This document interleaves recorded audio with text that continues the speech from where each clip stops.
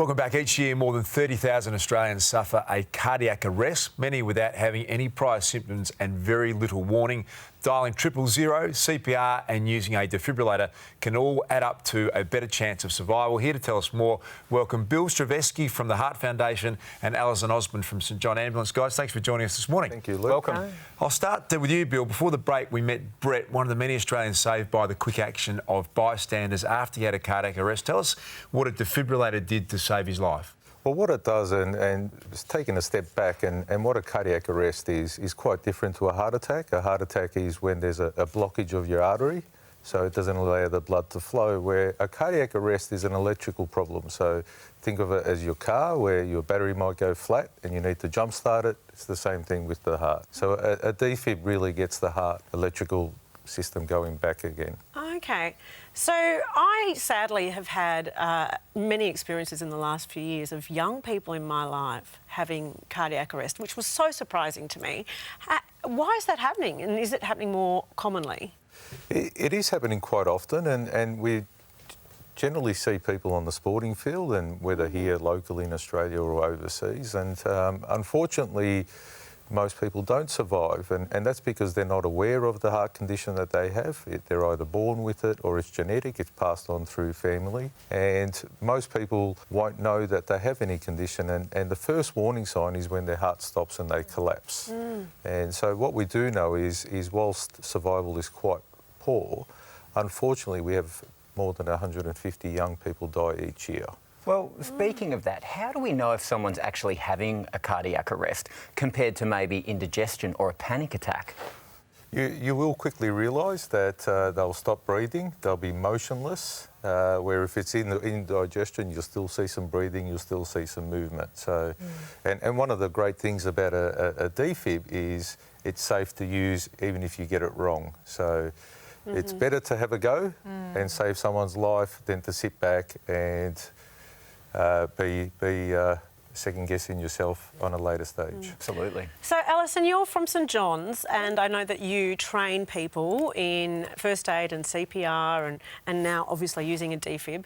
How often are we seeing bystanders and people who just happen to be there at the time stepping in and saving people's lives? It is increasing, but still it's about 1% for using defibrillators. Oh, that's low. Yeah, so it's really low. So John, I'd love to see that figure get to 50%. We've got a long way to go. For bystander CPR, it is improving. I couldn't tell you the exact figures, but yeah, we are seeing, we do our CPR lab, and we're getting out into communities, and we're really trying to demystify CPR to get people to just have a go, because it is a key part of survival as well as the defib.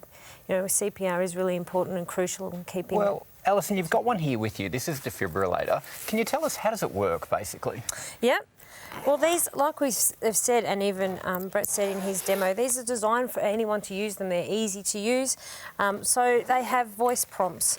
So they come with your pads set up like this. Yep. Okay, we require both pads to go on the chest, but you can see that it tells you the exact placement, okay, of where you need to put them. Once you turn this on, it's a voice prompt machine. It'll tell you step by step of what needs to happen, and it will repeat the step. So you don't need any training at all? It teaches you? It teaches you. It's like I said, it's designed for anybody to do it. So it is a step by step. It'll tell you to remove the clothes, it'll tell you to place the pads. If the pads are incorrect, it'll keep repeating the instruction until the pads are in the correct place, and then it'll move on to the next instruction. Because my image is like, you know, a Hollywood movie where they go like this. Yeah, that's right. Yeah, none of that. None of that. And the person doesn't fly up off the table. So how easy are they to find? Because I wouldn't even know wherever I am where the defibs are. Yep. So the universal symbol for a defibrillator is your heart with the lightning bolt in it. It's usually green and white, and we'll say AED above it, and they are well designed to be in community places. So you have a look when you're in Coles, your Maccas, out in your supermarkets and shopping centres. We're trying to get them more and more places, like Brett said, park runs and places like that in your sporting ovals. So would you like to see one in every home? I believe they're fairly easy to purchase online. What about community spaces? Who funds those? There's a lot through government grants and other organisations, and it's great that they're becoming much more prevalent now, because every minute that somebody has a cardiac arrest, survival reduces by 10%. So every minute counts. Unfortunately, only 10 to 20% of people survive a cardiac arrest. So we want to get that figure much higher. Just going back in time, Kerry Packer put the defibrillator on the map, didn't he, with a heart attack, and paid for them in ambulances all through New South Wales. That's and in fact, on correct. his golf course, I think he put one on every hole because it had saved his life.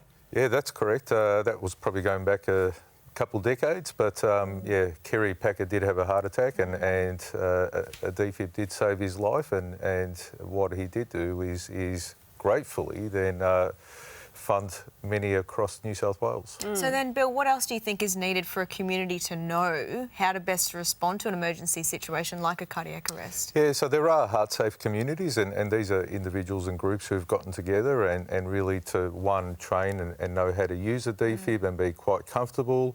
It really is having your CPR training, and they're not hard to use. It's very simple. It's automated. It talks through.